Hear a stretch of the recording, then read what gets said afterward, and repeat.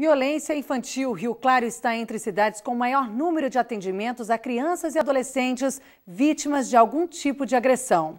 Em uma reportagem especial, o drama de quem sofre com este problema dentro de casa. Eu apanho todo dia. Já vai logo com os tapas. O Hospital Municipal de Americana faz apelo para doadores de sangue.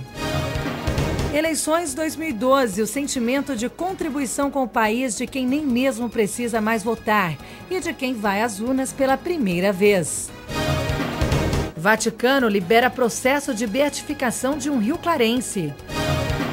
E ainda, quanto o brasileiro gasta com produtos de leitura? Pesquisa mostra que índice de compra caiu 36,16%. O Região Notícias começa agora. Boa noite. O Região Notícias começa mostrando uma realidade que assusta: o número de violência contra crianças e adolescentes. A cidade de Rio Claro figura entre as que mais atendem vítimas nesta condição. Eu apanho todo dia. Já vai logo com os tapas. Ele usa só um fio. Um fio e um chinelo. Depoimentos como esses estão se tornando cada vez mais frequentes. Crianças e adolescentes sofrendo violência. E essa realidade não é distante. Os números comprovam. Dos 5.565 municípios brasileiros, a cidade de Rio Claro está em 12ª posição no ranking de atendimento a crianças e adolescentes vítimas de violência. E na 98ª posição no atendimento por violências sexuais, segundo dados da primeira edição do Mapa da Violência 2012. Índices alarmantes que assustam. A gente vê que as famílias elas estão carentes, elas estão se sentindo sozinhas e isso vem aumentando a violência. Porque a mãe se sente frágil, né, em estar colocando o problema, porque se ela conta, ela vai apanhar também. Então, é uma situação complicada que o Conselho vem enfrentando e a gente precisa de muita ajuda da rede, do CRAS, do CREAS. Só no período de setembro de 2011 a setembro deste ano, o Conselho Tutelar de Rio Claro registrou 144 ocorrências de agressão e 161 ocorrências de maus tratos contra a criança e o adolescente. Existem vários tipos de violência, né? A violência física é aquela que parece que nos chama mais atenção, né? E dentro da violência física, nós já nos deparamos com vários tipos, como a mãe para agredir a criança ou corrigir a criança, esquentar água quente, jogar na criança, espancamento com pedaços de pau, pedaços de madeira, cabo de vassoura, cinto, mas com a fivela, né? Então causam ferimentos muito graves mesmo, né? Ele bate com cinta, com fio, com chinelo, com tapa e com chute também. Eles puxam no cabelo também. Crianças que são mais quietas, são mais isoladas, isso reflete na educação. A gente percebe junto às escolas, os relatórios que nos são enviados, que as crianças que não conseguem acompanhar a classe que está, porque são crianças que tendem a se isolar, elas sentem vergonha daquilo. E elas pedem socorro com o olhar, elas pedem socorro chamando atenção, que são essas crianças que brigam, são essas crianças que vão direto para a diretoria e tudo mais, é alguma forma de socorro que elas estão pedindo. O grande problema é nós quebrarmos esse ciclo da violência. Porque um dos resultados é que a criança que sofre violência na sua infância ou juventude, ele tende a repetir essa violência na maturidade, seja com os seus próprios filhos ou seja com os outros.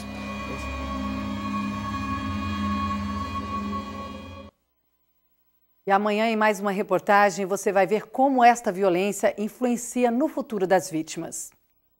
A Agência Nacional de Saúde suspendeu hoje a venda de 301 planos de saúde no país. Esta suspensão vale a partir da próxima sexta-feira. Os planos administrados por 38 operadoras ficarão proibidos de serem comercializados porque descumpriram norma que determina prazos para atendimento de beneficiários. A liberação só será feita a partir do momento que as operadoras se adequarem às normas. Na lista dos planos suspensos, 80 receberão sua primeira suspensão. Os outros 221 já tiveram sua comercialização suspensa na última avaliação realizada em julho. O consumidor que pretende contratar um plano de saúde pode verificar se o mesmo está com a comercialização suspensa pelo site da Agência Nacional, que é o ans.gov.br. E ainda sobre saúde, o Banco de Sangue do Hospital Municipal de Americana convoca pessoas para doarem sangue nesta semana. O objetivo é garantir o estoque. De acordo com os responsáveis, o banco está precisando de todo tipo de sangue e esperam receber pelo menos 25 doadores nesta semana, para que não falte o material e possa suprir a demanda de pacientes que precisam de atendimentos de emergência. Os interessados devem ter entre 18 e 67 anos e podem comparecer à unidade de segunda a sexta, das 8 às 11h30 da manhã.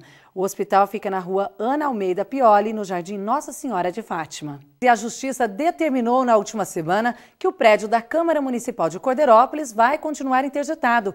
O prazo para a reabertura ainda não foi definido, já que isso deve ocorrer somente após a resolução dos problemas apontados pelo Ministério Público. O prédio da Câmara de Cordeirópolis foi interditado no dia 14 de agosto. Funcionários tiveram que deixar o local e as sessões de vereadores passaram a ser realizadas em outro espaço. Um laudo apresentado pelo Ministério Público lista problemas na edificação entregue em 2010 com custo de R$4 milhões. De acordo com o presidente da casa, Wilson Diório, empresas ainda devem ser notificadas para a execução das reformas. O Região Notícias destaca agora as eleições 2012.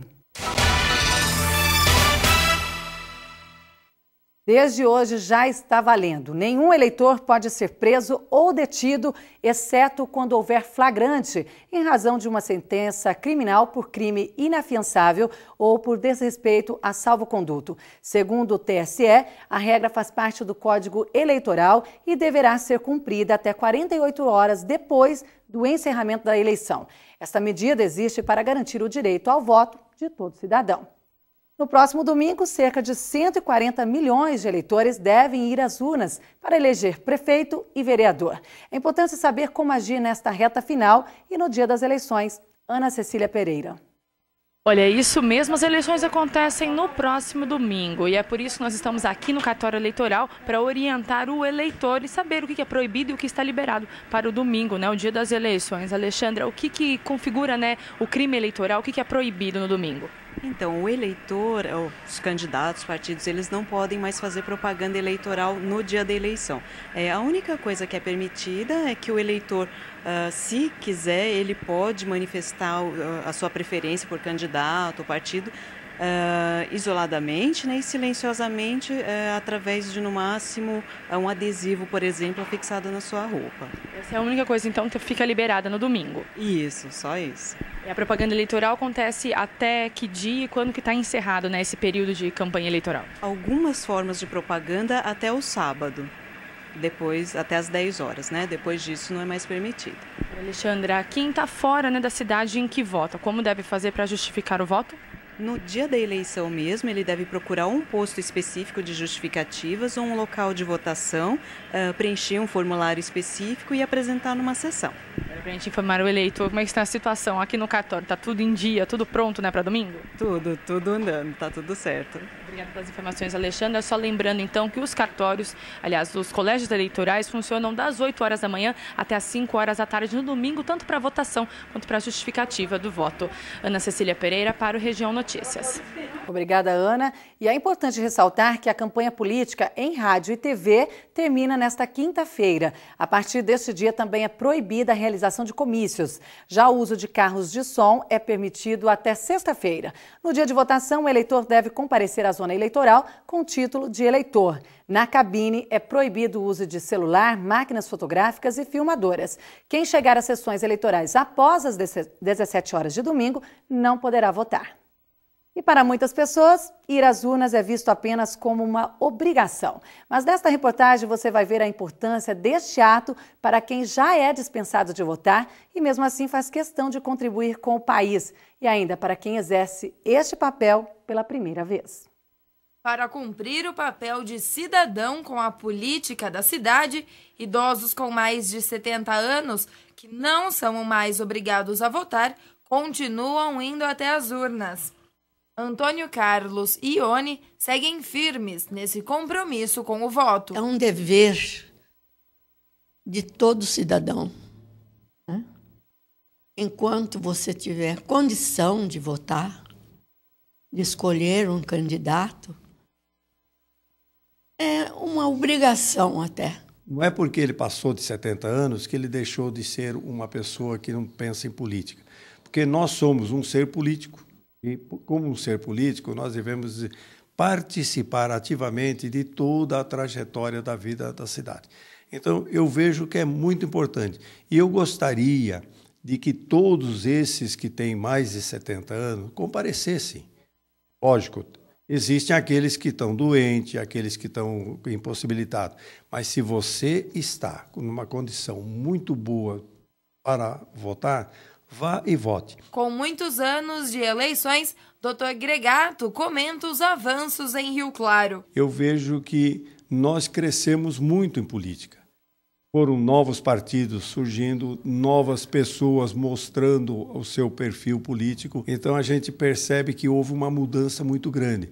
Então, eu ainda digo para todo mundo, cada um que passou pela prefeitura, ele deixou a sua marca. E nós temos que respeitar essa marca. Outra parte importante é que a participação dos jovens aumentou. De 16 a 18 anos não é obrigado a votar. Mas quem vota pela primeira vez tem a esperança que pode colaborar com a mudança do seu município. Eu fico feliz porque eu acho que é importante, né, o jovem participar das eleições, né, votar.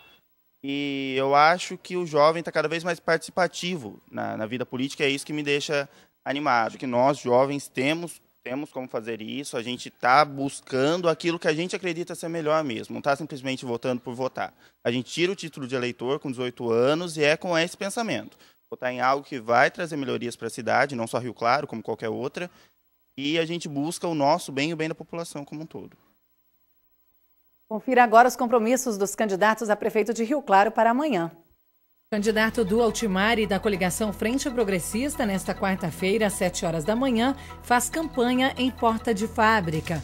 Às 11 horas tem reunião com jovens do hip hop e às 10 horas da noite participa do último debate realizado pela TV Claré. Nevoeiro Júnior, da coligação Todos por Rio Claro, às 10 horas da manhã, faz visita à empresa do ramo de estofados no Jardim São Paulo. Às 5 horas da tarde, faz visita à indústria no Jardim Anhanguera. E às 10 da noite, participa de debate promovido pela TV Claré. Cláudio de Mauro, da coligação Experiência e Juventude, às 5h30 da manhã, faz campanha em porta de fábricas. Às 9 horas, tem reunião de avaliação da campanha. Às 10 da manhã e às 2 da tarde, faz visita a empresas. Às 5 horas, tem visita a comitês familiares de cidadania e participação. Às 18 horas, visita a empresa. Às 7 horas da noite, faz visita a comitê familiar de cidadania e participação. E às 22 horas, participa de debate promovido pela TV Claré. O candidato Mário Zaia, do PSB, durante esta quarta-feira, faz visita a comerciantes do centro e se prepara para o debate da TV Claré, que acontece às 10 horas da noite. A abertura de um processo de beatificação foi autorizada pelo Vaticano em nome do irmão Roberto Giovanni. O rio-clarense, que faleceu em 1994, aos 90 anos, pode se tornar servo de Deus, uma das etapas para a Igreja Católica ter mais um santo brasileiro. Roberto Giovanni começou sua carreira religiosa em 1924 na Congregação dos Padres Estigmáticos em Rio Claro. Irmão Roberto foi um aluno exemplar. Em 1936, ele foi transferido para Casa Branca, onde permaneceu por 60 anos, como orientador dos seminaristas, catequistas e responsável pelos coroinhas, cruzadinhos e marianos.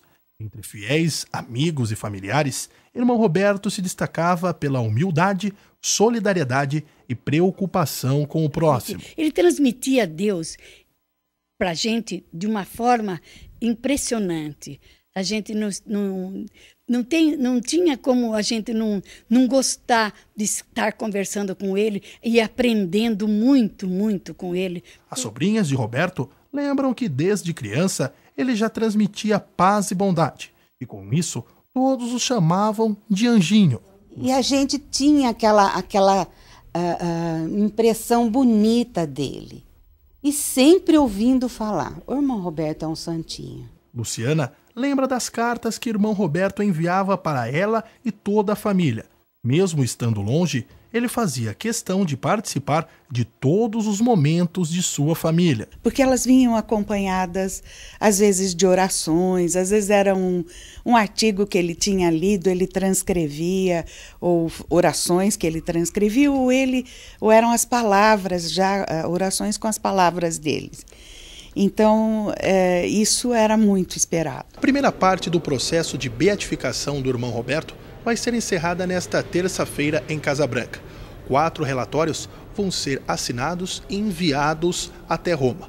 Logo após, provas de milagres feitas pelo irmão vão ser anexadas ao processo. Mediante o entendimento do postulador-geral que está no Brasil, Padre Silvio Tomasi, depois, se um milagre ou 2 ou 3 milagres, houver um que começa a chamar a atenção da Tribunal de Roma, de Vaticano, então eles agilizam mais ainda.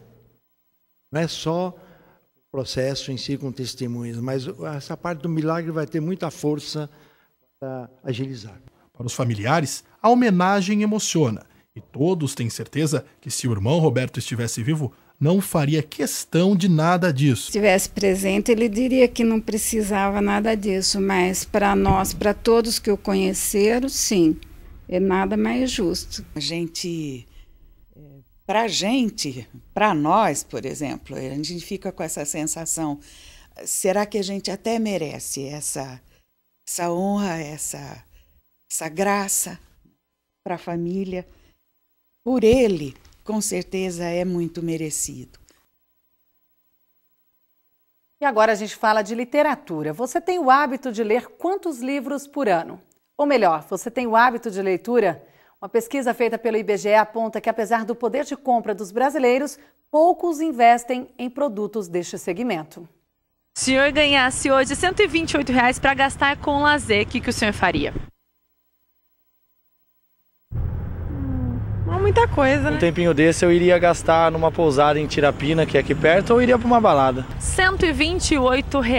É isso que o brasileiro costuma gastar com livros por ano, de acordo com uma pesquisa. 55 mil famílias foram ouvidas. Nas preferências, na hora de escolher o que fazer para o lazer, estão os aparelhos tecnológicos e os gastos com programas fora de casa, como passeios e viagens. Para você criar um modelo de leitor, você precisa ter o envolvimento da família. O que acontece? Hoje a gente observa que as famílias brasileiras gastam muito, por exemplo, com eletroeletrônico. É raro você ver uma criança na escola pública mesmo que não tenha celular.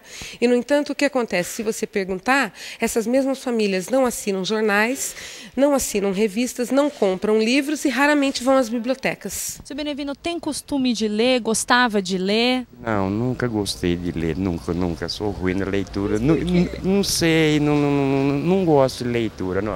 Dificilmente eu vou muito pela moda, digamos assim, né? Não é um hábito que eu costumo, mas se tem um livro em evidência, alguma coisa, até me interesso. Caso contrário, é difícil. O brasileiro, existia uma média de compra de livros em torno de 40%, segundo pesquisa do IBGE. E agora, em 2008 e 2009, a mesma pesquisa foi realizada e esse índice caiu para 36%. Quer dizer, encolheu, né, a busca do brasileiro por material de leitura. Mesmo com a preferência por outras atividades, nas ruas encontramos quem está do lado dessa minoria que tem o costume de ler e que passa isso aos mais novos. Leio muito. 2, 3 livros uma vez só. Para saber o que tem atraído os olhos desses amantes da leitura ultimamente, conversamos com quem convive diariamente com eles. Bruna Dias conta que as séries têm ganhado espaço nas estantes dos leitores. Por quê? Porque se a criança se interessa por um, ela vai querer ler os outros. Isso é uma coisa legal. A gente vende muito para o público juvenil aqui. Outros livros que saem bastante são sempre os lançamentos, as novidades. E foi em uma livraria que encontramos um ótimo exemplo para quem não tem o costume de ler. O seu Valentino tem o hábito há anos. Já é até conhecido das funcionárias no local. Eu gosto mais de ler misticismo, ficção, coisas relativas à música. Torna-se um hábito, viu? A gente não consegue, por exemplo, dormir sem ler qualquer coisa. Quando a pessoa entra na loja e fala, eu queria um livro para começar a ler, mas assim, eu não gosto muito de ler. A gente vai dando indicações. Então, vai sugerindo vários títulos diferentes, livros diferentes, de temas diferentes. O qual a pessoa, se assemelhar mais, ela vai falar, olha, eu vou levar esse. Eu tenho visto alunos que chegaram aos 60, 65 anos, sem nunca antes ter se dedicado à leitura de obras literárias e escrever sobre a própria vida, escrever sobre os vários temas que lhes são propostos, e hoje estão fazendo isso. E ainda sobre cultura, logo mais no Teatro Vitória, em Limeira, tem espetáculo. É a peça O Fantasma da Ópera, que nesta apresentação busca atingir um outro objetivo.